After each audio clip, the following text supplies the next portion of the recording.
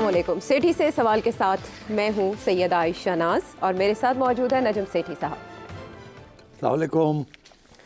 नजम सेठी साहब, बड़ी नाजुक सूरत हाल है और नज़ाकत की वजह यह है कि अभी हुकूमत साजी के लिए पीपल्स पार्टी और नून लीग तो चले मिलकर बैठे, आपके प्रेडिक्शन के मुताबिक उतने ही दिन लगे, वो तो हम बाद में बताएंगे ऑडियंस को कि आपने क्या कहा था, लेकिन हुकूमत साजी का भी मरहले तय पा रहे हैं। और दूसरी तरफ जो खुसूसी नशिस्तों के हवाले से इलेक्शन कमीशन ने मामला तय भी कर लिए हैं, ऐलानात भी कर लिए गए, लेकिन पाकिस्तान तहरीक इंसाफ का जो सुन्नी इत्तेहाद काउंसिल से इत्तेहाद का मामला है उसमें खुसूसी नशिस्तों की एलोकेशन पर इलेक्शन कमीशन बैठा है और उसने फ़ैसला करना है। ये जब सारे मामला चल रहे हैं तो ऐसे में पाकिस्तान तहरीक इंसाफ एक मूव करने जा रही है जो नई नहीं है लेकिन है ख़तरनाक, क्योंकि पाकिस्तान की इकनॉमिक सिचुएशन ही तो इस वक्त क्वेश्चनड है और इस पर फिच ने भी एक रिपोर्ट जारी की है कि मामलात क्या हो सकते हैं। मैं चाहूँगी कि बैरिस्टर अली ज़फ़र जो मुलाकातें कर रहे हैं बानी PTI से इमरान खान साहब से, वो क्या फरमा रहे हैं, सुने आप जी। इमरान खान साहब ने कहा है उनकी तरफ से आज एक खत जारी होगा और वो खत जो है वो IMF को जारी किया जाएगा। IMF और यूरोपियन यूनियन उनका अपना एक चार्टर है और वो चार्टर ये कहता है कि उसी वक्त लोन देंगे कि मुल्क में जमहूरियत हो। जिस मुल्क में जमहूरियत नहीं है वहाँ जो बैनुल अक़वामी जो इस तरह के इदारे हैं वो काम करना नापसंद करते हैं, ना उनको काम करना चाहिए। क्या पाकिस्तान तहरीक इंसाफ ने माजी से सबक नहीं सीखा? जब इससे पहले उनके वज़ीर ख़जाना शौकत तरीन साहब की 2 ऑडियो लीक्स आई थी, आपको याद होगा, आपने उनसे बात भी की थी फ़ोन पर। मोहसिन लगारी साहब को और तैमूर सलीम झगड़ा जो उस वक्त के finance minister, provincial finance ministers थे, वो उनको ये कह रहे थे कि आप ऐसे करें IMF के साथ मामला तय करते हुए। आपको लगता है कि पाकिस्तान तहरीक इंसाफ की ये मूव काम करेगी? देखिए, अच्छा कि आपने याद दिला दिया कि PTI की तरफ से इस किस्म की पेशकदमी पहले भी हुई थी और उसमें शौकत तरीन साहब इस्तेमाल हुए थे जी। और आपने याद दिलाया कि मैंने शौकत साहब को फ़ोन किया था जी, पूछने के लिए ओ भाई ये की हुआ है जी। फिर उन्होंने गाली दी, फिर थी। उन्होंने कुछ नाराज़गी का इजहार किया और ये कहा कि तैमूर झगड़ा ने ये रिकॉर्ड कर लिया। हाँ, ऐसे ना जी जी, उन्होंने मेरे ख्याल है अननोन ही रखे कि किसने रिकॉर्ड किया। हाँ, मुबैना तौर पर उन्होंने उधर से रिकॉर्ड जी कर जी लिया। जी ऐसे ही जाहिर है कोई ना कोई तो उसमें टैप करने के लिए इस्तेमाल हुआ। वो शौकत साहब तो नहीं हो सकते थे, वरना वो ऐसी बात ही ना करते। दूसरी तरफ तैमूर झगड़ा था ना, तैमूर सलीम झगड़ा KP से थे, मोहसिन लगारी साहब पंजाब से थे, तो आपको पता है किन के बंदे होते हैं। हाँ, तो वो शायद इशारा मोहसिन की तरफ कर रहे थे। हाँ, अच्छा, ओके। तो खैर एनीवे, वो फिर इंटरेस्टिंग बात ये है कि उसके ऊपर शोर थोड़ा सा पड़ा, उसके बाद कोई एक्शन नहीं लिया गया किसी के खिलाफ भी। हालांकि this was a very damaging statement from an ex finance minister. अब फिर उसी किस्म की सूरत हाल हुई है कि अब इमरान खान की तरफ से ये कहा जा रहा है कि वो एक ख़त लिखेंगे टू IMF और उन्हें कहेंगे कि जब तक यहाँ एक इलेक्शन शाफ और शफाफ इलेक्शन के रिजल्ट नहीं आ जाते उस वक्त तक आप पाकिस्तान को कोई फंडिंग मत करें। और मेरा ख्याल है जो आर्ग्यूमेंट दी जाएगी, अभी तो लेटर सामने नहीं आया, मगर जो आर्ग्यूमेंट दी जाएगी वो यही कि हमारी बहुत बड़ी मेजॉरिटी है, एक्चुअली हम जीते हैं, हम इस गवर्नमेंट को चलने नहीं देंगे और आप जो पैसे देंगे वो फ़ायदा कोई नहीं, उसका कोई स्टेबिलिटी नहीं होगी। तो जब तक ये मामला तय नहीं हो जाता इन वन वे और दी अदर और स्टेबिलिटी नहीं आ जाती उस वक्त तक आप अपने फंडिंग रोक लें। अच्छा, अब आपका सवाल है कि क्या ये काम करेगी धमकी? ये धमकी काम करेगी कि नहीं? अच्छा, इसमें आपने देखा कि 2-3 चीज़ें हैं। एक तो ये कि पहले इमरान खान की तरफ से यूनाइटेड स्टेट्स गवर्नमेंट के ऊपर इल्ज़ाम लगा कि उन्होंने इनकी गवर्नमेंट को ओवरथ्रो करवाया, साइफर केस, ठीक। उसके बाद हमने देखा कि PTI के लोग भाग दौड़ शुरू हो गई कि सेनेटर्स और कांग्रेसमैन में अमेरिका के साथ रब्ते करने शुरू कर दिए, लॉबिंग फर्म भी हायर कर ली कि अमेरिका के लोगों को और उनके जो सेनेटर्स हैं, कांग्रेसमैन हैं और हुकूमत है, उनको समझाया जाए कि हमारे साथ ज़्यादती हुई है और आप इंटरवेंशन करें किसी किस्म की हमारी साइड के ऊपर, पाकिस्तान की हुकूमत या पाकिस्तान की मिलिट्री इस्टेब्लिशमेंट को खींचें और हमें इंसाफ दिलवाएं। तो एक तरफ वो पहले कहते हैं कि उन्होंने हमें ओवरथ्रो किया और उसके बाद फिर उन्हीं के पास भागे दौड़े गए कि जी हमें इंसाफ दिलवाएं। तो ये PTI इस तरीके से वो अपनी स्ट्रैटेजी वर्कआउट करती रही है। असूल नहीं है यहाँ, सिर्फ मौका परस्ती। अब क्या एक लेटेस्ट स्टेज ये आ गई है कि वो बिल्कुल वही रास्ता उन्होंने इख्तियार कर लिया है कि जी किसी तरीके के साथ ये हुकूमत को चलने ना दिया जाए जो बनने जा रही है, और वो नहीं चल सकती IMF के एड के बगैर।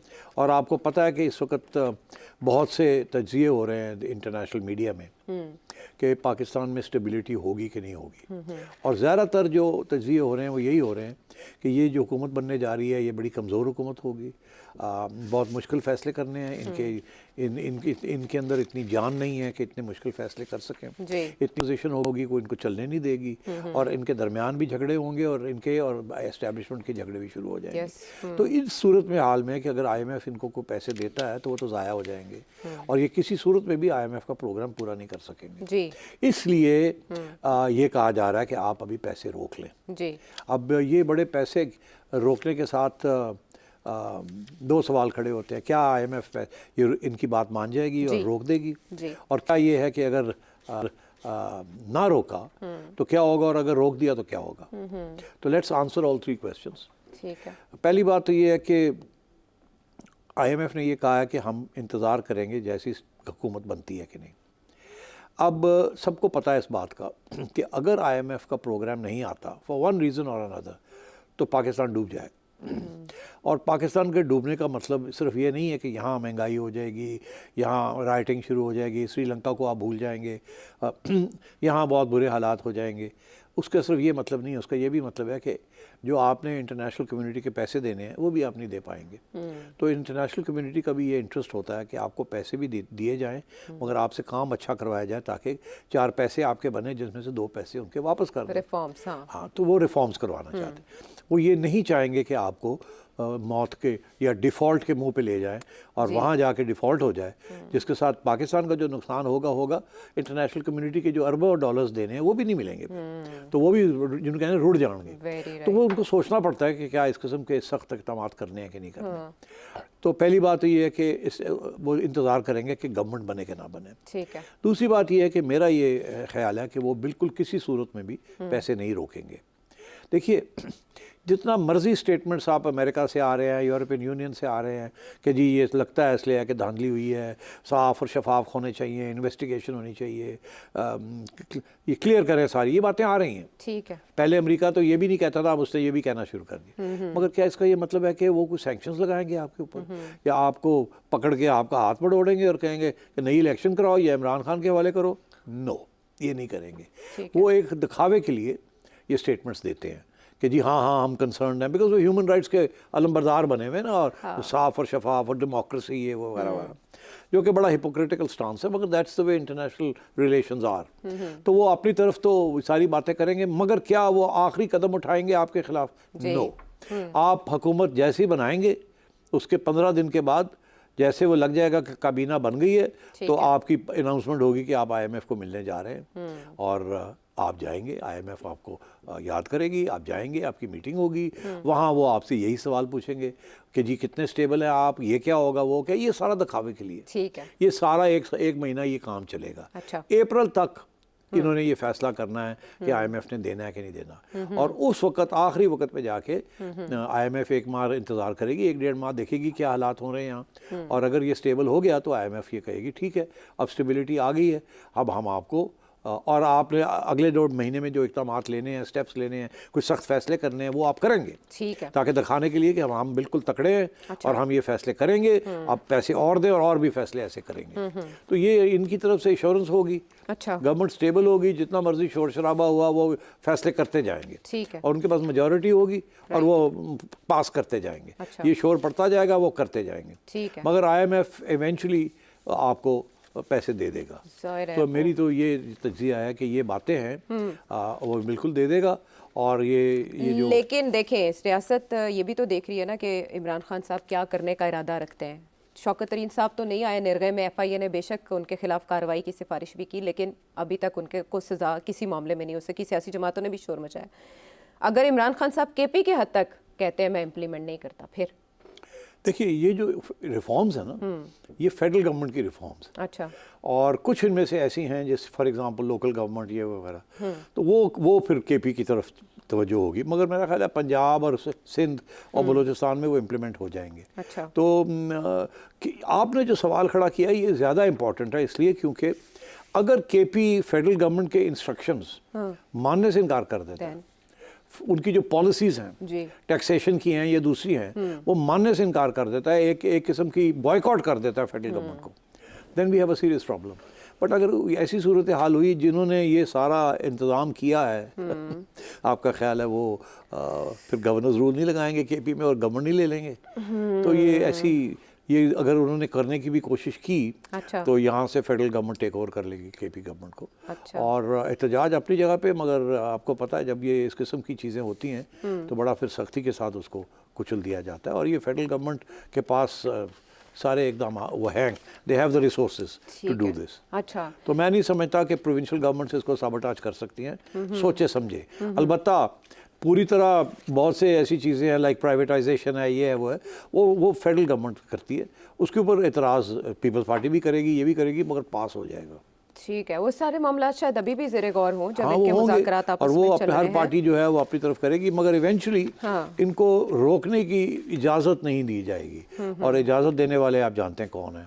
हाँ बिल्कुल ठीक है। और जब ये उन्होंने जो दो सियासी जिम्मा लिया। जमातों ने अब इकट्ठे हुए हैं और बाकी लोग भी साथ आए हैं, तो ये कुछ अंडरस्टैंडिंग तो है ना ठीक है कि ये चीज़ें करनी है और हम आपको लेके आए और अब आप करेंगे काम और ये करेंगे। हाँ ठीक है, यानी कि वो मिलकर चलने का एक तय कर लिया गया फार्मूला आइंदा के लिए, रोड मैप सबके पेश नज़र है कि क्या क्या आ सकता है सामने। लेकिन एक चीज़ जो पिछले हफ्ते हमारे सामने आई और वो गर्द ही साबित हुई, चाय की प्याली में तूफ़ान, हम तो समझे थे कि उस पर एक पूरा मखमसा बन जाएगा और मुस्लिम लीग नून को अपनी नशिस्तों से दस्तबरदार होना पड़ेगा। आपको पता है साबिक कमिश्नर रावलपिंडी, वो जो लियाकत अली चट्टा साहब थे, पिछले हफ्ते हम उनको डिस्कस कर रहे थे और आज अभी इसलिए डिस्कस करना चाह रहे हैं कि वो अपने साबिका बयान से मुकर गए हैं। उन्होंने जो स्टेटमेंट दी है उनके खिलाफ कार्रवाई की सिफारिश करी थी और उन्होंने कहा कि रिटायरमेंट से पहले कुछ ऐसे मामला हुए जिसकी वजह से मैंने प्रेस कॉन्फ्रेंस कर दी या बातें ऐसी कर दी, मैं कौम से माफ़ी चाहता हूँ, but the damage is, don't you think, is done? Very interesting. Damage है या नहीं है? अच्छा, अब बात यह है कि एक लेवल पे तो डैमेज है कि उन्होंने पहले ये कह दिया कि जी मैं I was part of rigging और मैंने देखी है रिगिंग और ये रिगिंग हुई है और ये हुआ और वो हुआ है, ठीक है ना। वो तो पीटीआई ने ठीक ठाक लगाया हर जगह पे कि जी देखें जी कमिश्नर मान गया, ये हो गया। अच्छा, उसके बाद अब ये बयान आ गया जी, ठीक है ना जी। तो अब ये तो पीटीआई तो यही कहेगी कि जी उनको बैठा के बंदूक यहाँ रख के बयान लिखवा लिया गया। हाँ ठीक है, जाहिर है क्योंकि सियासी जमात का तस्करा कर दिया ना कि एक सियासी जमात के बहकाने पर और एक उस जमात के एक एब्सकॉन्डर से मैं मिलता रहा। अच्छा, अब बात ये है कि ये जो बयान आया है इसके ऊपर कोई भी यकीन नहीं करेगा कि ये उन्होंने खुश होके अपनी मर्जी से दिया, अपनी मर्जी से ये लिखा है, ये लिखवाया गया। सारे यही कहेंगे लिखवाया गया। देखिए इतने तो नादान नहीं थे ना कि उन्होंने ये जो काम किया उनको पता नहीं था कि उनके साथ क्या रियासत क्या रवैया इख्तियार करेगी। उनको ऐसा पता होना चाहिए था ना कि इसके बाद पकड़ के ले जाएंगे और ढक देंगे तो उसके बाद फिर की होएगा। तो या तो ये कि इतने वो इनोसेंट थे, इतने वो बेवकूफ़ शख्स थे, वो क्या सोच रहे थे किस किस्म की हीरो बनेंगे। यहाँ तो 8 मई के बाद जो कुछ हुआ है कौन हीरो बना है यहाँ पे, उन्होंने देखा ही नहीं दूसरों ने। उन्होंने भाई लोगों ने कहा यार केड़ा हीरो है, तो सारे ने अंदर तरो। तो उन्होंने सोचा ही नहीं कि वो ह्यूमन राइट्स तो ये और वो सारा शोर पड़ता रहा, उन्होंने कहा ऐसी नहीं तैसी, जो काम करना है हमने करना है और अभी तक कर रहे हैं। तो they are in a different mood. अब इस मूड में इनको पता नहीं था कि इनको उठा के ले जाएंगे और फिर उसके बाद की होएगा। हाँ। अच्छा, तो हुन सब पता सी, ऐसी कोई गल नहीं। अच्छा, अगर सब पता था तो फिर ये क्यों किया? हाँ क्यों किया? बिल्कुल तो समझ इसलिए ये सवाल खड़ा होता है कि इनसे किसने ये करवाया। अब इन्होंने इस बयान में बड़ी इंटरेस्टिंग बात की है जिसके साथ मैं समझता हूँ और भी शक शुबहात उभरेंगे। इन्होंने ये कहा कि किसी प्रोमिनेंट सियासी शख्सियत पीटीआई की जिसके साथ मैं राब्ते में काफ़ी अरसे से था और मेरे तल्लकात थे, उन्होंने मुझे उकसाया, उन्होंने मुझे ये सारा कुछ कहा, ये करो ये करो ये करो, और ये प्लान था कि ये होगा और वो होगा और ये राइट। और ये इलेक्शन से पहले ये तय हो चुका था कि ये इलेक्शन चोरी होने जा रही है और आपने जब हम इशारा देंगे तो आपने ये बयान देना है जी, ठीक है। अब इसमें दिलचस्प बात ये है कि उन्होंने जो पहला बयान दिया था उसमें उन्होंने एस्टैब्लिशमेंट को क्लीन चिट दी थी, लेकिन चीफ इलेक्शन कमिश्नर और चीफ जस्टिस साहब को उन्होंने टारगेट किया था, ठीक है ना। अब मगर एस्टैब्लिशमेंट को क्लीन चिट दे दी, बड़ी इंटरेस्टिंग थी। हाँ। ये सबको पता है कि एस्टैब्लिशमेंट का रोल क्या है। We don't have to go there. You cannot. Yeah, we cannot. अच्छा, तो अब बात ये है कि बट वी ऑल नो। तो अब बात ये है कि तो ये अगर उनको सब पता था तो उसके बावजूद उन्होंने वो किया और अब ये कर दिया है तो जाहिर है दाल में तो काला है। अब एक कंस्पिरेसी थ्योरी चल रही है जिसको डिस्कस करना चाहिए बिकॉज उसमें कुछ ना कुछ तो दाल में है काला। या तो इसमें नाम ले लेते, हाँ।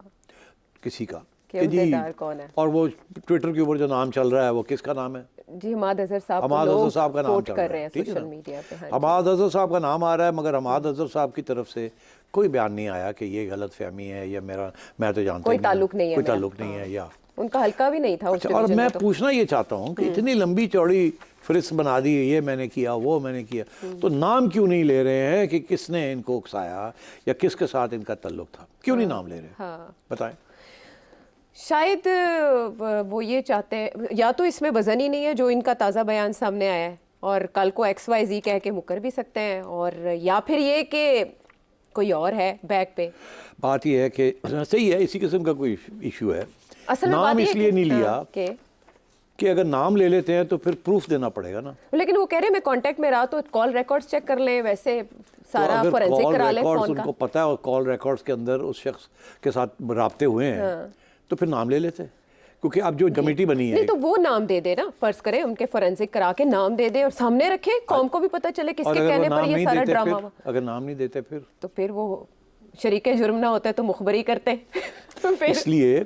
और अगर इनको इतने नादान तो नहीं है कि अब वो उनको पता है कि वो मेरे फ़ोन रिकॉर्ड्स देखेंगे और वहाँ फलाने का नाम आ जाएगा, और नाम नहीं दे रहे हैं, इसका मतलब है नाम है ही नहीं। आपने इतना बड़ा ड्रामा किया हो तो फिर आप नाम ना दें तो इसका मतलब है आपकी स्टोरी में वजन नहीं है। नहीं, आपको absolutely। जान डालने के लिए उस बंदे को सामने लाना होगा जिसने ही जान में सबको मुब्तला किया। एब्सोल्युटली, और वो ला नहीं रहे हैं। नहीं दे रहे ना। और अगर ये नाम नहीं ला रहे साथ, तो क्या JIT या जो भी कमीशन बैठी है वो नाम लाएगी साथ? वो लाएगी, तो हर अगर सूरत। अगर ऐसा नाम है इनके फ़ोन के अंदर या एस्टैब्लिशमेंट को पता है या इनको भी पता है कि उनको पता है, तो भी बता देते ताकि इस पे वजन पड़ता। तो अब इस पे कोई वजन नहीं है, अच्छा इसलिए एक कंस्पिरेसी थ्योरी चल रही है जिसको डिस्कस करना नहीं, अगर डिस्कस ना करें तो मेंशन तो करना चाहिए। हाँ, लेकिन उसके बाद ट्विटर का बैठ जाना, पाकिस्तान में काम न करना, कुछ इंटरनेट में भी तातुल आना, इस प्रेस कॉन्फ्रेंस के बाद उसको भी शक की नज़र से देखा जा रहा है। तो ये सारी चीज़ें अगर आप इकट्ठी की जाएं एक और डेवलपमेंट के साथ, के तो फिर शायद कोई इधर उधर के एक्सप्लेनेशंस आपको मिल रहे। क्या स्पेकुलेशन है,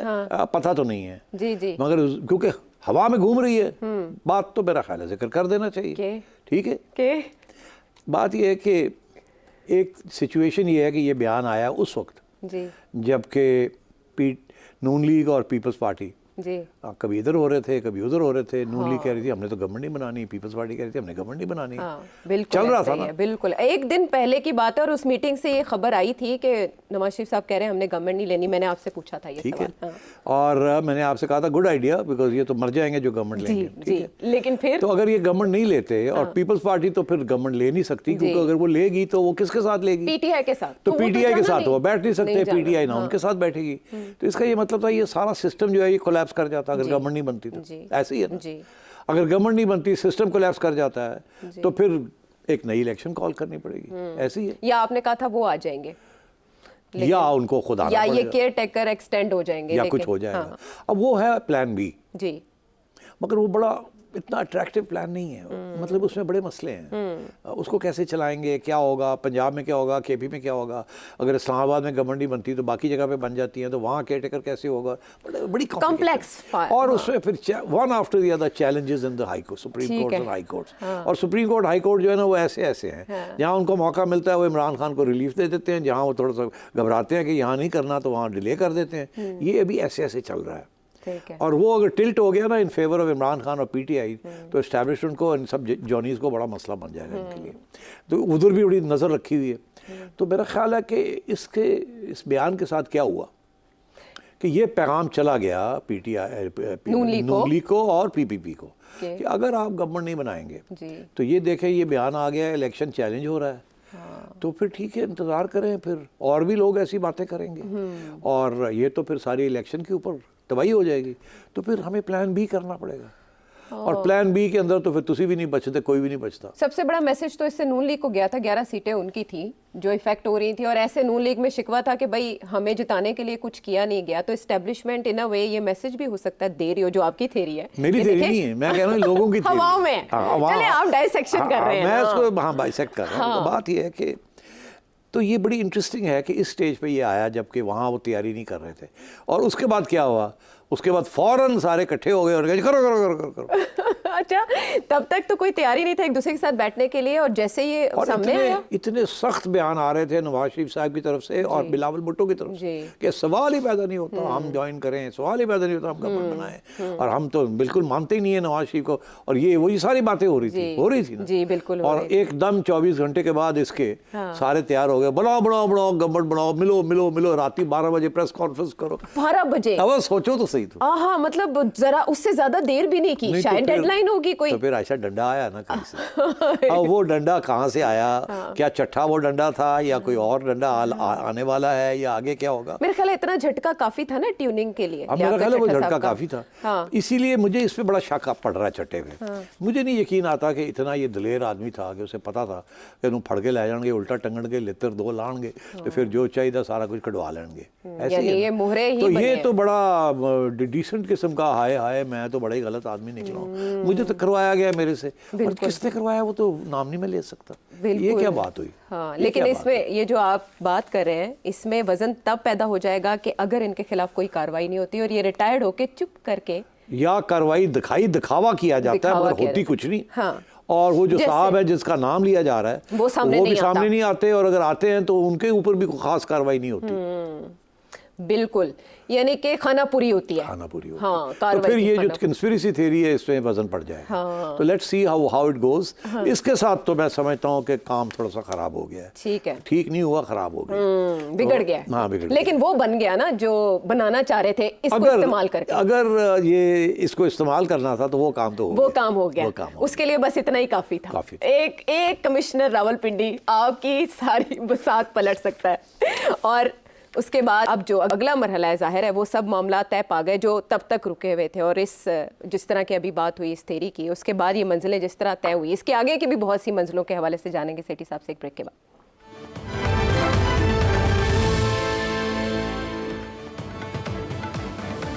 welcome back to the show. अच्छा, आपने अपनी प्रेडिक्शन में ड्यूरिंग इलेक्शन और इलेक्शन के बाद जो हमने प्रोग्राम किया, आपने बता दिया था कि वज़ीर आज़म होंगे शहबाज शरीफ और आसिफ अली ज़रदारी साहब प्रेसिडेंट होंगे मुमकिना तौर पर। इसके अलावा जो आपने टाइमलाइन दी थी आफ्टर दैट, जब ये मामला तय नहीं पा रहे थे, तो आपने कितने दिनों की बात की थी, वो शामिल करेंगे प्रेडिक्शन जी। तो अब होगा क्या कि एस्टैब्लिशमेंट इनको ये कहेगी कि आप अगर गवर्नमेंट इन लाइंस के ऊपर नहीं बनाते तो फिर सब फारग, और हम आ रहे हैं और हम आके फिर देख लेंगे सबको आपको। ऐसा ये आखिरी धमकी होगी एस्टैब्लिशमेंट की। करो, गवर्नमेंट बनाओ, फौरन बनाओ। ये फार्मूला है, नून लीग वालों आप ये दे दो पीपल्स पार्टी को, पीपल्स पार्टी वालों आप ये मत लो इनसे, जो हम कहते हैं ये करो और एल्स नहीं तो फिर ठीक है, फिर देखी जाती, फिर असी फिर दसने तो असी की करना है। अगले 4-5 दिन के अंदर अंदर आयशा, अगर इन्होंने अपने डेडलॉक ना तोड़े तो फिर इस्टेब्लिशमेंट आएगी और इस्टेब्लिशमेंट आपको इनको फाइनल वार्निंग देगी, और अगर वो फाइनल वार्निंग सुनी तो इस्टेब्लिशमेंट का प्लान बी जो है वो फिर इम्प्लीमेंट होना शुरू हो जाएगा। ठीक है। अच्छा, ये डेडलाइन एग्जैक्टली रिसीव की गई और चौथे दिन हो गया फार्मूला तय, और जो जोड़ी आपने पहले ही बना दी थी वो अब उन्होंने खुद बना दी, यानी शहबाज शरीफ साहब और आसिफ अली जरदारी मिलकर काम करेंगे। तो चिड़िया काम कर गई, चिड़िया आपकी काम कर गई। और अब लेकिन चिड़िया ने जो हमें बताना है वो बाकी ओहदों पर तैनाती के हवाले से, जो भी फार्मूला दोनों जमातों के दरमियान, तो बाकी बताएं कहाँ कौन कौन आ रहा है। देखिए, अभी तो दोनों ने ये फैसला किया है कि पीपल्स पार्टी काबीना का हिस्सा नहीं बनेगी जी, और सिर्फ 2 पोजीशंस अनाउंस की हैं जी। कि हम प्राइम मिनिस्टर शहबाज शरीफ साहब को सपोर्ट करेंगे, ये पीपल्स पार्टी कहती है, और नून लीग कहती है कि हम हम जरदारी साहब को प्रेसिडेंट की इलेक्शन में इनकी हिमायत करेंगे और इनको प्रेसिडेंट बनाएंगे, और हमारे पास मेजॉरिटीज़ हैं। बाकी बहुत सी बातें रह गई हैं अभी। स्पेकुलेशन चल रही है मीडिया के अंदर, वो लोग जिनकी कोई कौवा उड़ा रहा है, कोई कबूतर उड़ा रहा है, वो कोई कह रहा है कि जी वो जो सेनेट है वो पीपल्स पार्टी ले जाएगी, और जो नेशनल असेंबली की स्पीकरशिप है वो PMLN के पास आएगी। इसी तरीके के साथ 2 गवर्नरशिप्स जो हैं वो पीपल्स पार्टी ले जाएगी, और 2 नून लीग के पास, लेकिन छोटे सूबों को नून लीग को दिया गया ना, बड़े बड़े ओहदे सारे। अब वो उसमें पीपल्स पार्टी जो है वो लाहौर और बलूचिस्तान मांग रही है जी, और MQM मांग रही है कराची का जी, सिंध का जी। और केपी का जो है वो मेरा ख्याल है वो इस्टेब्लिशमेंट ही फैसला करेंगे कि वहाँ किसने जाना है। तो बड़ी सेंसिटिव प्रॉब्लम पीपल्स पार्टी के पास शायद जाए ना, पता नहीं, देखा जाए। मैं I don't can't say okay. Because वहाँ बड़े मसले बनने हैं और वहाँ डायरेक्टली इस्टेब्लिशमेंट इन्वॉल्व होगी। अच्छा इसलिए मेरा ख्याल है वहाँ सोच समझ के लगाया जाएगा किसी को। अच्छा। अब फैसल वावड़ा साहब ने एक बड़ी इंटरेस्टिंग बात की जिसके ऊपर तबसरे अभी तक नहीं हुए। ओके। और बाय द वे फैसल वावड़ा साहब का तल्लुक बराह रास्त इस्टेब्लिशमेंट के एक आध शख्स के साथ है जो कि बड़ा जिसका बड़ा असर रसूख है इन पॉलिसी मेकिंग। और फैसल वावड़ा साहब जब बात करते हैं तो उससे काफ़ी वजन होता है, रसूख के साथ करते हैं पूरी और अच्छा जो वो कहते हैं वैसे वैसे हो भी जाता तो है। इसलिए ज़रा सोचना चाहिए कि वो क्या कह रहे हैं। उन्होंने हल्का सा इशारा किया कि कोई शख्स जो कि इस वक्त बड़े ओहदे पे है शायद सेनेट के अंदर उनको लाया जाए। इससे बात आगे नहीं उन्होंने बात की। और दिलचस्प बात यह है कि जिसके सामने ये बात की उन्होंने उनको ख़रीदा नहीं। वो भाई दसो तो सही कौन है। एक प्रोग्राम में तो उन्होंने नाम ले लिया था होस्ट ने। अच्छा जी जी। किसका नाम लिया? काकड़ साहब का नाम। अच्छा, अब काकड़ साहब जो हैं ये बाप पार्टी के हैं जी। बाप पार्टी और पीपल्स पार्टी वर्किंग रिलेशनशिप है और चीफ मिनिस्टर भी वहाँ सरफराज बुख्ती साहब को बनाया जाएगा जी। पीपल्स पार्टी के ज्वाइन किया उन्होंने, इंटीरियर मिनिस्टर छोड़ के तो वहाँ चले गए। तो क्लियर था ये हो रहा है। तो अगर काकड़ साहब को बनाया जाता है जी तो पीपल्स पार्टी को तो इतना एतराज़ नहीं होना चाहिए क्योंकि उनकी तो उनके साथ अलायंस बनने जा रहा है। हाँ, और एस्टेब्लिशमेंट भी ये चाहेगी कि सेनेट जो है उनके कंट्रोल में रहे। ओके। तो ये भी मुमकिन है बट आई डोंट नो कि यूसुफ रजा गिलानी साहब ना आए, काकड़ साहब आ जाएं तो पीपल्स पार्टी एतराज़ नहीं करेगी। नहीं, मैं ये समझता हूँ फिर जाहिर है वो अगर उनको कहा गया कि यही होगा तो वो करेंगे। अच्छा। अब ये डिपेंड करता है ना, अगर एस्टेब्लिशमेंट कहती है इनको लगाना है तो बस फिर। और जिस तरीके से काकड़ साहब चल रहे हैं ना, लगता है ऐसे ही है कि बहुत स्ट्रॉन्ग सपोर्ट है पीछे उनकी। बिकॉज अब इसके बाद वो क्या करेंगे, और सेनेटर ही रह जाएंगे ना। तो अब वज़ीर आला पंजाब तो हो गए ना एडजस्ट नेक्स्ट, लेकिन इनकी एडजस्टमेंट रहती है इन नेक्स्ट सिस्टम। तो खैर anyway, so I am not going to speculate about that. But national assembly का तो मेरा ख्याल है वो जो पुराने स्पीकर थे इनके वही नून लीग के अयाज सादिक साहब और यही दो कंटेंडर्स हैं। अच्छा। ठीक है, तो लेट्स सी क्या होता है इस चीज़ में। और डिप्टी स्पीकर जो है नेशनल असेंबली वो पीपल्स पार्टी के पास जाएगा। वो जाहिर है उनके पास जाएगा। ओके। और बाकी लाहौर का गवर्नरशिप भी जो है वो पीपल्स पार्टी मांग रही है जी। और मेरा ख्याल है वो मिल जाएगा उनको। अब सवाल ये खड़ा हुआ कि अभी तो अनाउंस क्यों नहीं किया और साथ ये भी कह दिया है कि कैबिनेट में नहीं जाएंगे हम कैबिनेट में, फेडरल कैबिनेट में। तो अब मैं आपसे एक पेशन गोई कर देता हूँ कि ये सारी सोची समझी गेम है। पीपल्स पार्टी शर्मिंदा है कि बिलावल भुट्टो ने इतने सख्त बयान दिए और उसके बाद अब पीछे सॉरी करके पीछे जाना पड़ा। उन पंजाबी कह रहे हैं इस वजह से बिलावल तो मुंह बने हैं, कोई डंडा आ गया ना उधरों कि जी करो, तो अब वो करना पड़ रहा है जी। तो अब वो ये कंसेशन ली है कि इस वक्त हम नहीं अनाउंस करते कि हम आपके साथ बैठेंगे कैबिनेट में। अच्छा। मेरी ये पेशन गोई है कि पहली स्टेज पे ये 3-4 ओहदे जो है ना, स्पीकर्स और प्राइम मिनिस्टर, ये होगा। प्रेसिडेंसी तो अगले महीने होगी जाके जी, 8 मार्च। हाँ, तो अभी तक वो टाइम है। इससे पहले ये, और फिर जाहिर है फिर प्रेसिडेंसी हो जाएगी जी। फिर कैबिनेट बनेगी। कैबिनेट जो बनेगी शहबाज शरीफ साहब उसमें 8-10 लोग से ज़्यादा नहीं लेंगे। 8-10 से ज़्यादा कैबिनेट नहीं होगी इनिशियली। ओके। अच्छा, और उसमें कोई पीपल्स पार्टी का नहीं होगा। ओके, ठीक है। उसके बाद बातचीत फिर शुरू हो जाएगी कि अब पीपल्स पार्टी को बस, और शहबाज शरीफ नज़र आएंगे भाग रहे हैं, पीपल्स पार्टी को कन्विंस कर रहे हैं कि आप आ जाएं। अच्छा। और तो उन्होंने नखरे करने शुरू कर दिए। फिर आखिरी नखरे उनके पूरे हो जाएंगे। ठीक है जी, और फिर वो आ जाएंगे कैबिनेट के अंदर। ठीक है। और फिर ऑलरेडी तय होगा कि कौन सी सीटें, ये पहले ही तय हो जाएगा कि कौन सी सीटें छोड़ दें हमारे लिए, वो हम आएंगे, वो हम ले लेंगे, और उसके अलावा जो आपने रखनी है वो अभी आप अनाउंस कर दें। तो अगर शहबाज शरीफ साहब ने 30 मेंबर की कैबिनेट पहले अनाउंस कर दी, जिसमें पीपल्स पार्टी वाले ना हुए, तो मुझे चिड़िया को बुला के शूट कर देंगे। ठीक, okay, I have to shoot the चिड़िया। ओके, ठीक है, बड़ा मसला मेरे लिए बन जाएगा, मगर then I can't live after that ना, कि अगर इतनी गलत खबर दी है उसने मुझे। लेकिन आप पर काट दे चिड़िया को, शूट नहीं करें प्लीज, चले ना जानवरों पे जुल्म के, परिंदों पे जुल्म के, बैन कर देंगे कुछ अरसे के लिए। ठीक है, सस्पेंड कर, सलाखों के पीछे डाल। ठीक, मगर होना ऐसे नहीं है। अच्छा, होना वही है जो चिड़िया कह रही है। चिड़िया कहती है। तो People's Party will join the cabinet okay and it will join the cabinet slowly, okay, थोड़ी सी नखरे करके, फिर वो आएंगे अदाएं दिखा के, अदाएं नखरे दिखा के। हाँ। अच्छा, ये बिलावल साहब पहले भी करते रहे हैं, जब पीडीएम में थे फिर शबाशी साहब के मनाने पे मान भी जाते थे, लेकिन अब की बार जो हाफिज हमदुल्ला साहब कह रहे हैं ना, वो कह रहे हैं बिलावल इस जबरी शादी पे खुश नहीं है। वाकई? नहीं, देखिए मियाँ साहब भी खुश नहीं है। अच्छा ठीक है, हमें समझ आ गई, वो जो दोनों में फार्मूला है ना, तो वो जो good cop, खुश bad तो cop। नहीं है, मगर दोनों को ये कहा गया है कि वो ਤੁਹਾਨੂੰ जिताया है, ਤੁਹਾਨੂੰ मौका मिल रहा है, नहीं तो फिर देखो की होता है, ਹੁਣ चलाओ इन्हों। हाँ ठीक है। तो मतलब है कि अब चॉइस क्या है इनके लिए। अच्छा, अगर जब फेडरल की आपने प्रेडिक्शन दे दी, तो पंजाब कैबिनेट है तो दूर का मामला, तो पीपल्स पार्टी पंजाब में क्या करेगी? और पंजाब में मरियम नवाज साहिबा तो आ रही हैं। मरियम नवाज साहिबा ने एक बड़ी इंटरेस्टिंग बात की है, मैंने सुना है, जी, हो सकता है गलत हो, आप करेक्ट कर दीजिएगा। उन्होंने कहा कि मैं 1 महीने का बजट दूंगी, पहले हाँ 4 जी। महीने का नहीं दूंगी, बिकॉज Initially जून में जाके नया बजट आना है। जी जी, तो ये क्यों 1 महीने का क्यों? ये तो आप ही बेहतर बता सकते हैं, क्योंकि आप तो ज़ाहिर है सीएम पंजाब भी रहे हैं। अच्छा, तो अब मेरा मामला ख्याल है इसमें दो वजूहत है। के यहाँ भी शुरू में पीपल्स पार्टी नहीं आएगी, अच्छा, पंजाब में नहीं आएगी। ओके, तो वो जो बजट बनेगा वो सिर्फ नून लीग की का बजट होगा। प्रायोरिटीज होंगी। तो जो फाइनल बजट होगा और जिसमें फिर पीपल्स पार्टी की भी हमायत होगी, तो फिर उस वक्त पीपल्स पार्टी को भी साथ लिया जाएगा। अच्छा। तो इसलिए ये 1 महीना जो है ना, जैसे 1 महीना यहाँ मोहलत ले जा रही है, वहाँ भी 15-20 दिन महीने की मोहलत ली कनेक्टेड है। Very तो मैं well। समझता हूँ ये उसी किस्म की गेम है। इवेंचुअली पीपल्स पार्टी यहाँ भी आएगी और सेंटर में भी आएगी धीरे धीरे।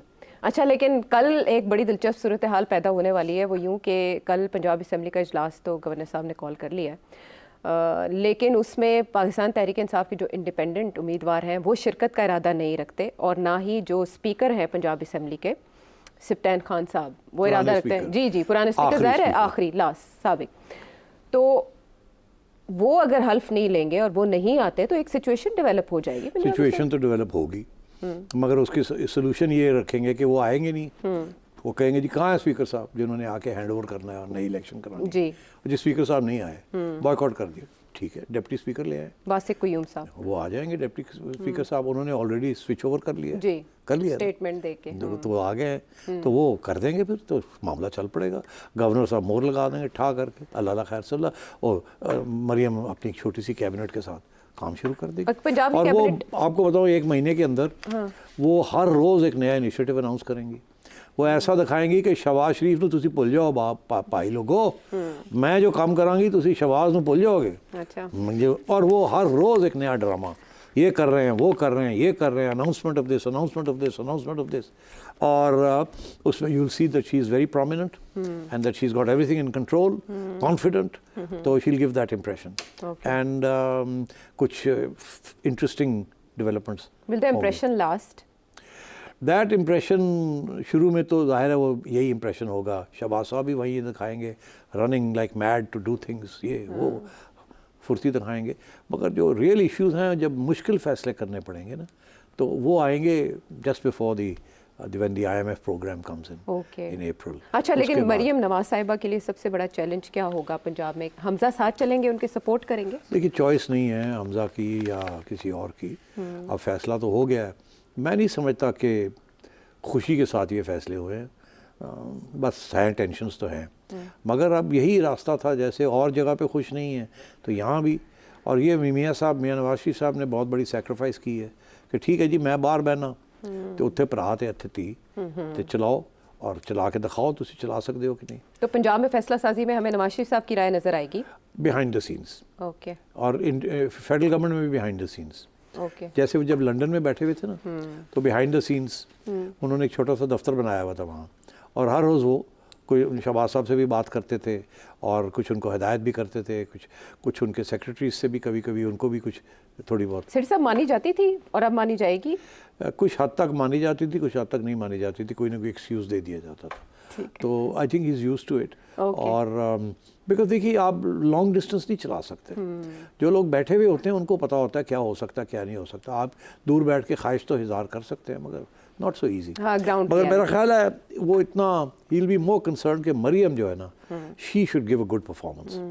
और मियाँ साहब वो हैं कि इनको पंजाब का भी एक्सपीरियंस है, फेडरल गवर्नमेंट का भी एक्सपीरियंस है, हाँ ठीक है ना, so he will be able to give a good advice. और एडवाइस किस किस्म की देंगे? मेरा ख्याल है selection of bureaucrats, okay, because जो ब्यूरो शहबाज शरीफ साहब की स्ट्रेंथ क्या थी, उन्होंने सियासतदानों के साथ काम नहीं किया था पंजाब में, उन्होंने ब्यूरोक्रेसी के साथ अपनी टीम बनाई। परवेज़ इलाही साहब ने भी ऐसा ही किया ना। ये क्योंकि ब्यूरोक्रेट्स पंजाब के बड़े कॉम्पिटेंट ब्यूरोक्रेट्स हैं, जाहिर है, और वो ठीक ठाक काम करते हैं। आपको याद है इमरान खान साहब भी आए थे तो उन्होंने सबसे पहले यही चैलेंज लिया था अबाउट ब्यूरोक्रेसी ऑब्वियसली। प्रॉब्लम ये था कि बुज़दार साहब ऐसे नहीं थे कि जो ब्यूरोक्रेसी को इस्तेमाल कर सकते, बिल्कुल। तो उन्होंने कमज़ोर ब्यूरोक्रेट्स लिए थे, बिकॉज वो नंबर 2 काम करना चाहते थे।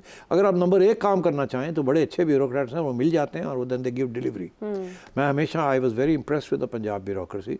जब मैं 3 महीने रहा है चीफ मिनिस्टर ऑफ इंटरिम 2013 में, तो आई नोटिस्ड इट। और जाते जाते जब मैंने फेयरवेल स्पीच भी की, खाना किया था ब्यूरोक्रेट्स के लिए, उन्होंने मेरा किया या मैंने उनका किया, तो मैंने उनकी बड़ी तारीफ़ की थी। I was very impressed with the Punjab bureaucracy, competent bureaucracy, very competent, very efficient. वो और बात है कि अगर आप उनको इधर लगाना चाहें उधर लग जाते, इधर लगाना चाहें तो इधर लग लेकिन जाते। काम अच्छा करते हैं। मगर अगर आप उन्हें कहें काम ठीक करो तो A1 काम करते हैं। A1 काम। By the way this is different from the bureaucracy in KP, Sindh and Balochistan. Okay, ये पंजाब ब्यूरोक्रेसी, और बाय द वे इस ब्यूरोक्रेसी को IMF, वर्ल्ड बैंक सब ने तारीफ़ें की हुई हैं। जो प्रोजेक्ट्स मिलते हैं फ्रॉम डिफेड या इन किस्म की, वो सारे पंजाब को देते हैं कि उनको पता है कि यहाँ इम्प्लीमेंटेशन ठीक होगी, ब्यूरोक्रेट्स तकड़े हैं, पढ़े लिखे हैं, तकड़े हैं, और they do their job. Great compliments तो फॉर मेरा ख्याल है Punjab Maryam bureaucracy. will choose a selection, have a selection of bureaucrats, Okay. जिसमें कुछ वो होंगे जो कि शहबाज शरीफ साहब उनकी input recommend भी होगी। करेंगे, कुछ नवाज शरीफ साहब recommend करेंगे, Okay. और कुछ शायद मरियम अपनी सिलेक्शन करें, तो मिला जुला हिसाब होगा। But I think she'll put together a great team of bureaucrats. Okay, And I let's hope for the think अगर वो थोड़ी सी ब्यूरोक्रेसी की बात सुने और थोड़ी सी अपनी करवाएं, तो मेरा ख्याल है एक अच्छा कॉम्बिनेशन मिल सकता है। अच्छा, before we go to break लेने से पहले, क्या कल का इजलास अगर इंडिपेंडेंट्स उसमें नहीं शिरकत करते, चैलेंज हो सकता है जल्दी से? चैलेंज हर चीज़ होगी, एट एवरी स्टेज एक चैलेंज आएगा। सारे हाई कोर्टों में जाएंगे, सुप्रीम कोर्टों में जाएंगे, साथ साथ हुकूमतें चलती चलेंगी और साथ साथ वो फैसले होते जाएंगे। और यही this will be the source of instability, कि शुरू में PTI कोई हर रास्ता खोलने की कोशिश करेगी इनको डिस्टेबलाइज करने के लिए। जो पार्टी जा सकती है उस हद तक कि IMF को कहे कि आप पैसे ना दें, पाकिस्तान डूब जाए, हमें जो होता है मगर पाकिस्तान डूब जाए, ये तो पाकिस्तान डूबने वाली बात है ना। ये तो गवर्नमेंट डूबने वाली बात नहीं है। अगर पैसे नहीं आते तो पाकिस्तान डूब जाता है। तो अगर पाकिस्तान डूब और यहाँ तक जाने के लिए तैयार हैं, तो वो तो फिर हर बार इस्तेमाल करेंगे टू डिस्टेबलाइज, क्योंकि उनका जो पार्टी इंटरेस्ट है ठीक है, वो इसी में है कि ये सिलसिला ना चले और कोलैप्स हो जाए, और उस कोलैप्स के बाद फ्रेश इलेक्शंस हो, और उस फ्रेश इलेक्शंस में हम स्वीप करके आए, फिर हम सबको देख लेंगे। ठीक है, दे डोंट केयर कि कोलैप्स ऑफ द सिस्टम होता है कि नहीं, वो इस अरेंजमेंट को कोलैप्स करना चाहते हैं। Very right. लेकिन जाहिर है अगर पास ऐसे प्लान्स हैं तो इस्टेब्लिशमेंट के पास या दीगर पॉलिटिकल पार्टीज के पास उनका तोड़ भी होना चाहिए। अभी तक तो ऐसा कोई लाहे अमल सामने नहीं आ सका। वापस आते हैं हम एक ब्रेक के बाद।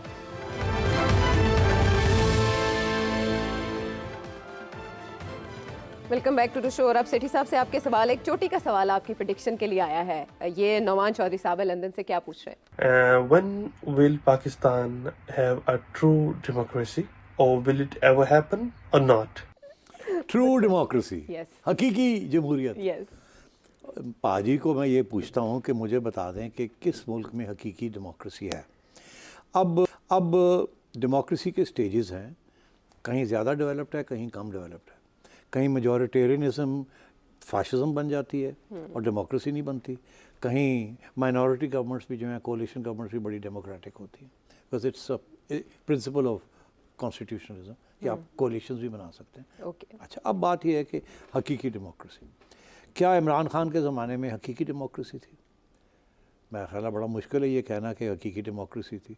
क्या हकीकी डेमोक्रेसी सिर्फ एक फ्री एंड फेयर इलेक्शन के साथ होती है? नहीं। देखिए, ये जो लिबरलिज़म है जिसकी वजह से ये कॉन्स्टिट्यूशनल गवर्नमेंट का तस्वर बना, इसके अंदर बहुत से प्रिंसिपल्स हैं जमहूरियत के। राइट। अब किसी मुल्क में कोई प्रिंसिपल्स अप्लाई होते हैं और बाकी नहीं होते, किसी में कुछ ज़्यादा होते हैं, किसी में कम होते हैं। तो डेमोक्रेसी एक ब्लैक एंड वाइट चीज़ नहीं है, उसकी स्टेजेस हैं। Right. और एक कहीं ज़्यादा कहीं कम।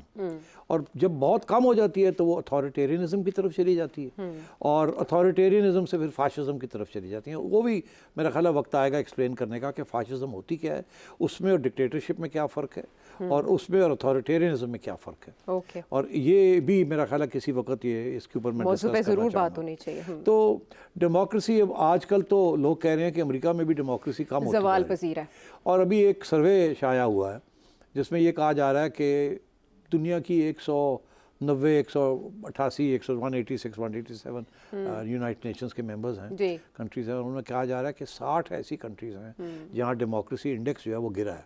मतलब वो पहले 5 आउट ऑफ 10 डेमोक्रेसी थी वहाँ, तो अब 4 आउट ऑफ 10 हो गई या 3 आउट ऑफ 10 हो गई, या वो जो पहले 7 आउट ऑफ 10 थी किसी एक मुल्क को मिलता नंबर, जी। अब वो 6 पे आ गया या 5 पे आ गया। जी, और वो ये ऑलरेडी डेमोक्रेसी का जो इंडेक्स है वो ऑलरेडी साबोटाज हो रहा है, डिक्लाइन। एक डिक्लाइन में है।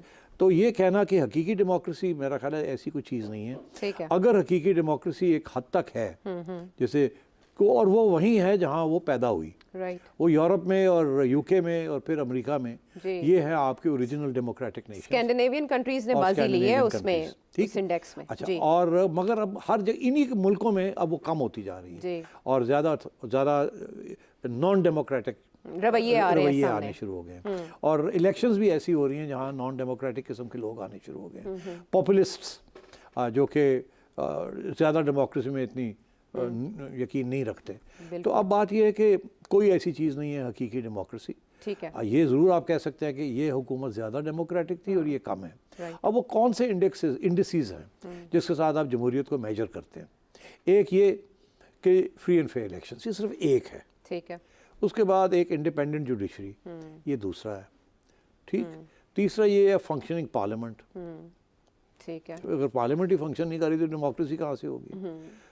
ये 3 मोटी मोटी चीज़ें। Elements फिर हैं। ये पॉलिटिकल पार्टी सिस्टम, ठीक है, एक गवर्नमेंट है, एक गवर्नमेंट इन वेटिंग है, एक ऑपोजिशन है, एक गवर्नमेंट है, ठीक है। And so on.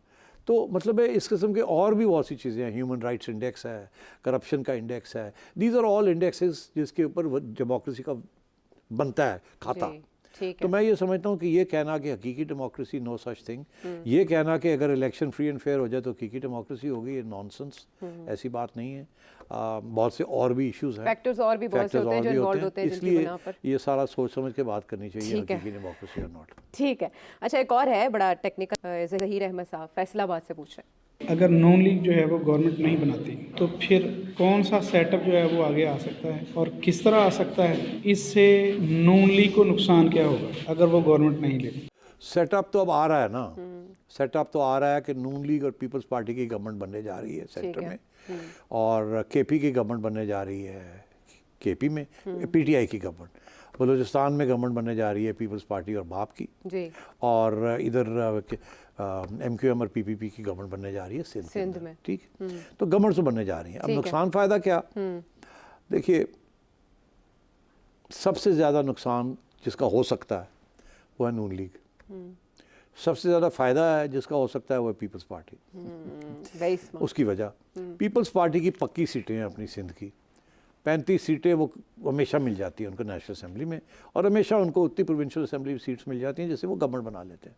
एक आध बंदा इधर से तोड़ के वो उनकी बन जाती है, तो उनको तो कोई नुकसान नहीं होगा। और वो इस गवर्नमेंट के में जब शमूलियत का ऐलान करेंगे उसके बाद वो मिनिस्ट्रीज़ भी ऐसी लेंगे और ऐसे कंसेशंस लेंगे फेडरल गवर्नमेंट से कि उनका कारोबार उनका चलता रहेगा, काम चलता रहेगा। अब नून लीग का नुकसान फ़ायदा, नून लीग का तो कोई फ़ायदा नहीं है। सारा जो बुरे काम है जिससे आवाम और नाराज़ होगी वो अब नून लीग करने जा रही है। ये खुश नहीं है कि इन्होंने 16 महीने वही काम किए हैं जिसकी वजह से ये इलेक्शन हार गए। वो और बात है कि गवर्नमेंट में आ गए मगर इलेक्शन ही हारे हुए हैं। अब वो आ गए हैं गवर्नमेंट के अंदर कोalition बना के, अब वो और उसी किस्म के मुश्किल इक़दाम करने पड़ेंगे जिसके साथ आवाम और नाराज़ होगी और पीटीआई की तरफ वोट बैंक उनका और बढ़ेगा। तो सवाल ये है कि ये कब तक सिलसिला चलेगा। कुछ लोग कहते हैं ज़्यादा देर नहीं चलेगा क्योंकि बेसिकली इनहेरेंटली अनस्टेबल है, मगर उसका जवाब ये है कि वो जो इस्टेब्लिशमेंट बैठी हुई है वो डंडा लेके बैठी हुई है और वो इसको चलाएगी। ठीक है, वो और बात है कि और गड़बड़ हो जाए तो वो भी ना चला सके और फिर कोई नया ही प्लान बी सी डी चल पड़े। मगर अगर ये गवर्नमेंट 1.5 साल 2 साल में फ़ारग हो जाती है तो अगली इलेक्शन में पीटीआई नून लीग वाइप आउट हो जाएगी। ओहो, अच्छा। पंजाब के अंदर उनका वही असर होगा जो पीपल्स पार्टी का असर हुआ है पंजाब में। घाटे का सौदा किया ये तो ये सौदा जो है जो किया है, इसका चक्कर ये है कि अगर तो जल्दी छुट्टी हो जानी है तो नून लीग उड़ जाएगी आगे से, नामो निशान नहीं रहेगा पंजाब के 100 अंदर। प्याज 100 जूते। तो अगर ये 2 साल काट जाते हैं धक्का लगा के इस्टेब्लिशमेंट के सपोर्ट के साथ, और भी तरीके हैं, और पीटीआई जो है वो जो हमला करना चाह रही है इसको गिरा नहीं सकती, और ये 2 साल काट जाते हैं, तीसरे साल में मेरा ये मौक़िफ़ है कि ये जो मुश्किल इक़दाम लिए हैं ना, ये आहिस्ता आहिस्ता कम फ्रूटफुल होना शुरू हो ये जाएंगे। फ्रूटफुल होंगे, इकॉनमी ग्रो करनी शुरू हो जाएगी और अच्छी खबरें आनी शुरू हो जाएंगी। चौथे साल तक अगर ये रह गए तो इनके पास पैसे भी इतने होंगे कि ये आवाम को एक दफ़ा फिर ख़रीदने की कोशिश करेंगे, आवाम को खुश करेंगे, आवाम माजी भूल जाएगी। आवाम देखेगी यार हुण तो ठीक हो गया है, हुण तो नौकरियां भी मिलती पियां ने, लैपटॉप्स भी मिलते पे ने, बेनज़ीर इनकम सपोर्ट प्रोग्राम भी चल रहा है, सिपैक भी चल पड़ा है, ये भी हो गया वो भी हो गया, सड़कें भी बन रही हैं, अल्लाह अल्लाह खैर सला यार नून लीग वाले ठीक ही कर रहे हैं, सब भूल जाएंगे। तो उस सूरत में नून लीग की फिर रिवाइवल हो जाएगी। तो अब ये ट्रिक ये है कि क्या ये 4 साल 5 साल काटते हैं कि नहीं काटते हैं। अगर इनकी जल्दी छुट्टी हो जाती है या करवा लेते हैं अपनी छुट्टी, वो अपनी भी हमाकतें हो सकती है ना, लड़ाई झगड़े कर सकते हैं, अखा कट सकते हैं, दूजे दे अगे जड़े दे अगे अखा नहीं कटनी चाहिए, and so on and so fourth. तो फिर ये देखा जाएगा। तो वो तो फाइनेंस मिनिस्टर अगर इसहाक डार साहब आए तो शायद ये हो सकता है। आपने नहीं, ये अब खबर नहीं नाम दी। ना लें कि कौन आएगा और क्या करेगा, मेरा ख्याल है इस दफ़ा बड़ी रेड एंड ब्लू लाइंस नज़र आएंगी सबको जो भी आएंगे वहाँ। अच्छा। ये हो सकता है, ये नहीं हो सकता, ये हो सकता है, ये नहीं हो सकता। अच्छा सेठी साहब, जब इकोनॉमी रिवाइव करने की बात होती है तो सीपैक की भी बात होती है, और इस सिलसिले में मोहम्मद फ़ाहद साहब मर्दान से आपसे कुछ जानना चाह रहे हैं। जो सीपैक के प्रोजेक्ट्स आ रहे थे, जो स्पेकुलेशंस थी नवाज शरीफ के आने से सीपैक के प्रोजेक्ट स्टार्ट होंगे, ML1 मंसूबा था उसमें तकरीबन कोई 50 to 60 बिलियन का। तो अगर नवाज शरीफ प्राइम मिनिस्टर नहीं बनते और शहबाज शरीफ टेक ओवर करते हैं तो क्या वही प्रोजेक्ट उसी तरह स्टार्ट होंगे या उस पर इसका इम्पेक्ट पड़ेगा शहबाज शरीफ के आने का? शहबाज शरीफ साहब 16 महीने प्राइम मिनिस्टर रहे हैं, क्या उन्होंने कोई सीपैक प्रोजेक्ट स्टार्ट किए हैं या ख़त्म किए हैं? नहीं, इस पे तो मेरा ख्याल है काम ही इमरान नहीं खान हो साहब 4 साल प्राइम मिनिस्टर रहे हैं, उन्होंने क्या किया सीपैक के साथ? सकता। वो तो फाइनेंशियल टाइम्स में एक मजमून छपवा के बैठ गए थे अबाउट सीपैक। एग्जैक्टली। अब मजमून छुपाना बड़ा आसान है, मगर काम करना सीपैक को, सीपैक के ऊपर कोई काम नहीं हुआ जब से इमरान खान साहब आए हैं। ना इमरान खान साहब ने कुछ किया, ना ही शहबाज शरीफ साहब ने किया। वजह 2 थी। एक तो ये थी कि चाइना की तरफ से ये जो सीपैक प्रोजेक्ट्स चल रहे हैं इसके अंदर बहुत बड़े लोन्स मिल रहे हैं आपको। ये कोई चाइना फ्री फंड में नहीं कर रहा, जाहिर है उस पे इंटरेस्ट भी है। वो आपको पैसे देते हैं कि ये प्रोजेक्ट आपका सड़कों का, हम आपको इतने पैसे देते हैं, ये आप पैसे लगाएं इसके ऊपर और फिर इतने स्टेज पे हमें पैसे वापस करें। आपके पास इतनी स्ट्रेंथ नहीं है कि आप उनके पैसे वापस करें। एक तो ये, इसलिए ये रास्ते चीज़ें रुक गई हैं। एक और भी मसला बना, IMF ने इनको, जब ये IMF के पास गए, अमेरिका और चाइना के बहुत सीरियस इश्यूज चल रहे हैं, आपको पता ही है, ग्लोबल डोमिनेंस के लिए। तो IMF अमेरिका का एक इंस्टीट्यूशन है या ग्लोबल इंस्टीट्यूशन जिसको अमेरिका डोमिनेट करता है, ठीक है, वेस्टर्न इंस्टीट्यूशन। पैसा उसमें काफ़ी हद तक कुछ अमेरिका का है, कुछ यूरोप का है, and so on and so fourth. ज़्यादा हद तक अमेरिका का। तो अब बात यह है कि IMF ने इनको ये कहा कि पहली बात तो ये है कि हमें आप पैसे हमसे मांग रहे हैं, तो ये करेंगे क्या इनको? हाँ। क्या आप ये चाइना को पैसे ये दे देंगे उनके जो कर्जे लिए हुए आपने? तो पहली बात तो ये है कि हमारा पैसा चाइना को वापस देने के लिए नहीं है। तो इन्होंने कहा नहीं इस फिक्र ही ना करो, असी तो नहीं कराएंगे। उन्होंने कहा अच्छा फिर ये बताएं तो सही, कितने पैसे लिए हैं आपने चाइना से? जी। कौन से प्रोजेक्ट्स हैं जिसके ऊपर पैसे लिए हैं? क्या रेट ऑफ इंटरेस्ट दिया है? ट्रांसपेरेंसी हमें दिखाएं, क्योंकि आफ्टर ऑल हमने आपको देना है तो हमें पता होना चाहिए ना आपने कर्जे कितने लिए हैं। क्योंकि आप जो हमसे पैसे लेंगे उसमें कुछ आपने कर्जे हमारे वापस करने हैं, कुछ और हमारे वेस्टर्न नेशंस के करने हैं। तो डिटेल्स हैं हमें चाइना के। हाँ। तो इन्होंने गोल कर दिया, इनका जी वो किस तरह चाइना ने इनके साथ एग्रीमेंट ये की हुई है कि ये जो डिटेल्स हैं हमारी एग्रीमेंट्स की, ये आप कहीं नहीं लीक नहीं कर सकते। फॉर एग्जांपल ये जो लाहौर में बस चली है जी, शहबाज शरीफ साहब ने उसके भी डिटेल कभी नहीं दिए कि क्या कितने रेट के ऊपर लिया, क्या हुआ, किसको दिया, कैसे दिया। तो ये चीज़ें सारी खुफिया हैं। अब चाइना के साथ प्रॉब्लम बन गया। चाइना कहता है कि आपने सिपैक जो है उसके ऊपर आप अमेरिका के साथ तावन करना शुरू कर दिए, और अमेरिका का एक थिंक टैंक है, उन्होंने एक बड़ी डिटेल्ड स्टडी की है कि पाकिस्तान ने क्या लिया और क्या किस हद तक मोहताज हो गया। और इल्ज़ाम ये लग रहा है कि चाइना ने अफ्रीका के अंदर भी इसी तरीके के साथ मुल्कों को मोहताज बनाया है डेट के अंदर, और फिर उनसे फैसिलिटीज़ ली हैं। और यहाँ फैसिलिटीज़ क्या लेना चाह रहे हैं? ग्वादर लेना चाह रहे हैं, और ये एक नया रूट बनाना चाह रहे हैं ताकि वो जो साउथ चाइना सी से रूट जा रहा है वो, क्योंकि अमेरिका वहाँ उसको डिसरप्ट कर सकता है किसी तरीके के साथ। चाइना का जो एक्सेस है टू द वेस्टर्न वर्ल्ड, अब वो this is the alternative route, ठीक the road belt road and belt initiative. VNI जो सिपैक हॉल्ट हो गया है, नवाज शरीफ के ज़माने में जो इशू बना था कि इन्होंने सब कुछ कर तो दिया, उसके बाद फ़ौज ने नवाज शरीफ साहब को ये कहा कि सिपैक जो प्रोजेक्ट्स हैं ये हमारे वाले की जाएं, एक सेक्रेटेरिएट बनाई जाए, उसमें हम उसका हेड बनेंगे, बिकॉज ये सारा काम जो है फ्रंटियर वर्क्स ऑर्गेनाइजेशन ने करना है और लोगों ने करना है। सिक्योरिटी इन्वॉल्व है जो हमने प्रोवाइड करनी है जी, क्योंकि टेररिस्ट अटैक्स हो रहे हैं, तो ये हमें डायरेक्टली इन्वॉल्व किया जाए इसके अंदर। और मियाँ साहब नहीं चाहते थे ये, तो इसके ऊपर भी एक इशू बन गया था उस वक्त। मगर ये नतीजा इसका यही निकला कि by the time Imran Khan came, तो आपको पता होगा इमरान खान ने आते सार जनरल आसिम बाजवा को लगा दिया था, आसिम सलीम बाजवा साहब बिल्कुल याद है, अथॉरिटी को हेड कर उनको रहे थे। उतार के फ्रॉम जैसे ही वो रिटायर हुए as core commander southern command, जी। तो उनको सिपैक का हेड बना दिया था, जी। मगर सारा काम रुक गया था और उसके बाद कोई काम नहीं हुआ सिपैक के अंदर। और वो दिन है और आज का दिन है, सारे प्रोजेक्ट्स जो हैं वो रुके हुए हैं। ठीक है। दो वजह, एक तो ये कि अमेरिका ने बेसिकली आंखें दिखाई और कहा ये क्या हो रहा है, तो ये डर गए, इन्होंने चाइना को कहा जी ठहर जाए, वो तो ये जो पुराने हुए वही मांग रहे हैं, आपने और कर्जे ले लिए तो क्या होगा, पुराने कर्जे तो हम दे नहीं पा रहे ठीक हैं। है। तो चाइना ने भी थोड़ा हाथ रोक लिया और इनको तनकीद करनी शुरू कर दी कि ये क्या हो रहा है। उसके बाद टेररिस्ट अटैक्स शुरू हो गए जी, इस्लामिक स्टेट खुरासान जो है उन्होंने और तालिबान पाकिस्तान वालों ने चाइनीज़ इंजीनियर्स और चाइनीज़ वर्कर्स के ऊपर along the Karakoram and Gwadar attacks करने शुरू कर दिए। तो ये सब कुछ हुआ और ये रुक गया, ठीक है। और वो रुका हुआ है।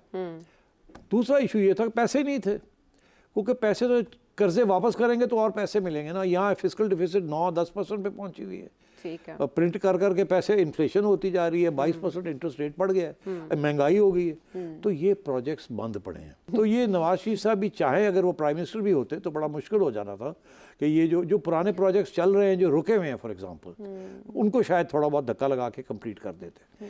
सबसे बड़ा इशू ये बनते हैं part of PSDP, public sector development programme, उसके लिए पैसे रखने पड़ते हैं ना, public sector development programme. IMF ने कहा सारे पब्लिक सेक्टर डेवलपमेंट प्रोग्राम्स बंद कर दिए जाएं 2 साल के लिए। ये IMF की प्रिस्क्रिप्शन है, ये उन्होंने डॉक्टर साहब ने नुस्खा लिख के दिया है कि आपने पब्लिक सेक्टर डेवलपमेंट बंद कर देनी है 2 साल। सड़का बंद, ब्रिजेस बंद, ये बंद। Federal government, right, provincial government के पास जो पैसे होते हैं वो कर ले, छोटे मोटे अंडरपासेस वगैरह, और बड़े जो प्रोजेक्ट्स हैं जो कि मेगा प्रोजेक्ट्स हैं वो रुक गए हैं और वो रुके रहेंगे उस वक्त तक जब तक आप की मईशत चल नहीं पड़ती, आपके पास डिफिसिट्स कम नहीं होते, आपका पैसे आ जाते हैं आपके पास स्पेंड करने के लिए on public sector development programmes, उस वक्त तक। और ये अगले 2 साल में कोई सिपैक डेवलपमेंट नहीं होनी। ठीक है, बट सिपैक ज़्यादा चाइना के इंटरेस्ट को सर्व कर रहा है then Pakistan, is it your take? नहीं, okay, it is serving both interests. Okay, हमें भी तो चाहिए ना सड़कें, हमें भी चाहिए ना डैम्स चाहिए, हमें भी तो ये इंफ्रास्ट्रक्चर डेवलपमेंट चाहिए ना, ठीक है। तो वो तो हमारे इंटरेस्ट में भी है। तो चाइना को भी चाहिए ये रोड, मगर अब ये है कि वो बंद ही कर दिया, जिनसे आप पैसे मांगने जा रहे हैं उन्होंने बंद कर दिया, उन्होंने कहा जी यार नहीं कर सकते। डबल ट्रबल उसके अंदर 2 चीज़ें हैं, एक वो IMF प्रोग्राम के तहत कि आपके पास पैसे नहीं है, दूसरा पीछे अमेरिकन गवर्नमेंट के चाइना को सपोर्ट नहीं करना। ठीक है। So this is the analysis of सिपैक।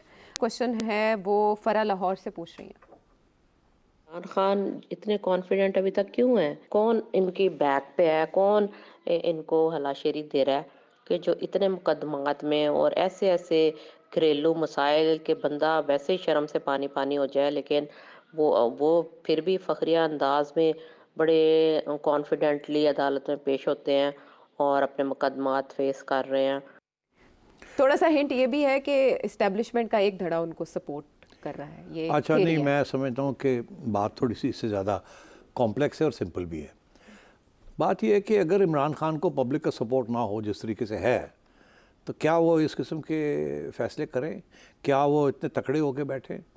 Imran Khan का जो स्ट्रेंथ आ रही है ना वो आवाम से आ रही है। ये कहना कि इसके पीछे कोई इस्टेब्लिशमेंट का सपोर्ट है, इस सिर्फ इस्टेब्लिशमेंट का सपोर्ट होता तो वो निकाले ना जाते। अच्छा, अब वो ये जो इलेक्शन ने आपको दिखाया कि इनके सपोर्ट है और ठीक ठाक है और दिलेर लोग हैं जो कि कहते हैं नहीं हम खड़े रहेंगे। तो लेट्स एडमिट दिस कि इमरान खान की जो स्ट्रेंथ आ रही है वो सिर्फ उसकी ज़िद से नहीं आ रही, ज़िद्दी तो वो है, वो डटा हुआ है, मगर उसको कुछ चीज़ें नज़र भी आ रही हैं ना जो कि हकीकत में प्रूव हो गई हैं। क्या ये अनप्रेसिडेंटेड है? यानी भुट्टो साहब के साथ नहीं थी, बीबी के साथ नहीं थी, नवाज शरीफ साहब के साथ नहीं थी पब्लिक सपोर्ट? भुट्टो के साथ तो पब्लिक सपोर्ट थी, इसीलिए वो आए, इसीलिए वो भी डट गए। मगर इस्टेब्लिशमेंट की उस वक्त सोचा कि ठीक है, ये बात है तो फिर हम मार्शल लॉ लगा देते हैं और उनको एग्जीक्यूट कर देते हैं। तो वो 10 साल भी सफर्ड बिकॉज ऑफ दैट। और फिर उन्होंने पीपल्स पार्टी को बैन कर दिया, फिर नॉन पार्टी इलेक्शंस करवाए, क्या नहीं किया। मगर 10 साल के बाद जब ज़ियाउल हक साहब फारग हो गए, अल्लाह को प्यारे हो गए, तो क्या हुआ, अवाम फिर निकली और उन्होंने कहा कि हमने बेनज़ीर को सपोर्ट करना है। तो अवाम का सपोर्ट आप उसको एक्सप्रेशन से रोक सकते हैं, by martial law, by dictatorship, ये वो, मगर वो दिलों में जो चीज़ रह जाती है ना, उसको आप नहीं निकाल सकते बाय फोर्स, कभी ना कभी। तो अब इमरान खान साहब को इस बात का पता है। इमरान खान साहब को केपी के अंदर बड़ा ओवरवेलमिंग सपोर्ट है। अब हमने देख लिया कि पंजाब के अंदर भी बहुत बड़ा सपोर्ट है उनका। Let's not mistake this. Karachi में भी है, let's not mistake this. KP में नहीं है, सॉरी बलूचिस्तान में नहीं है, वहाँ तो किसी को नहीं है, वहाँ तो इंडिपेंडेंट्स ही होते हैं, कभी इधर भागते हैं कभी उधर भागते हैं, ट्राइबल सरदार्स।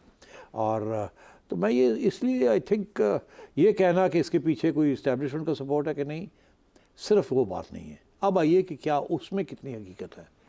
लेट मी से दिस, माई इम्प्रेशन इज़ कि इस्टेब्लिशमेंट किसको कहते हैं हम? इस्टेब्लिशमेंट हम सिर्फ एक इंस्टीट्यूशन को नहीं कहते, एक ग्रुप को कहते हैं, जिसके अंदर ब्यूरोक्रेट्स भी होते हैं, जजेस भी होते हैं, और इंटेलेक्चुअल्स भी होते हैं, बिजनेसमैन भी होते हैं, और फौज के जनरल्स भी होते हैं। वो लोग जो फैसले करते हैं, रैंक एंड फाइल तो फैसले नहीं करता, ठीक है। जो फैसले होते हैं वो हाई कोर्ट्स और सुप्रीम कोर्ट्स में होते हैं, वो सिविल सर्विस ग्रेड 22 अफसर या ग्रेड 21 अफसर करते हैं, ठीक। और इसी तरीके के साथ जनरल्स करते हैं, major generals and lieutenant generals करते हैं फौज के अंदर, ठीक। सो अब बात यह है कि दिस इज़ द इस्टेब्लिशमेंट। अब इस्टेब्लिशमेंट ने तो ये फैसला किया है कि हमने इमरान खान को अभी बाहर रखना है, मगर उसके अंदर भी डिवीज़न है, क्योंकि मिलिट्री इस्टेब्लिशमेंट इस वक्त जो है वो बड़ी तकड़ी है कि उन्होंने कहा ये फैसला है कि ये he is not good for us. मगर judiciary is divided, civil service is divided, और मैं ये समझता हूँ कि इस वक्त जो वोटिंग हुई है उसमें ये जो इंस्टीट्यूशंस हैं हमारी रियासत की, उसमें से ज़्यादातर मेरा ये इम्प्रेशन है कि बहुत से इंस्टीट्यूशनल वोटिंग जो है वो नॉन इंस्टीट्यूशनल बेसिस के ऊपर ज़ाती तौर के बहुत से वोट इमरान खान को पड़े हैं। तो उसकी जो हमदर्दियाँ हैं इमरान खान की, वो आम आवाम में नहीं सिर्फ फॉर रीजंस ऑफ इन्फ्लेशन और पॉलिटिक्स, मगर वो एस्टैब्लिशमेंट की इंस्टीट्यूशंस के अंदर भी सपोर्ट है उसको। पेनिट्रेट कर चुके हैं ये popularity, he knows that and he is confident on these basis. आप जानना चाहें सेठी साहब से कुछ मजीद उमड़ रहे हो, आपके जहन में सवाल, तो इस नंबर पर भेजिए। अगले प्रोग्राम तक के लिए इजाज़त दीजिए।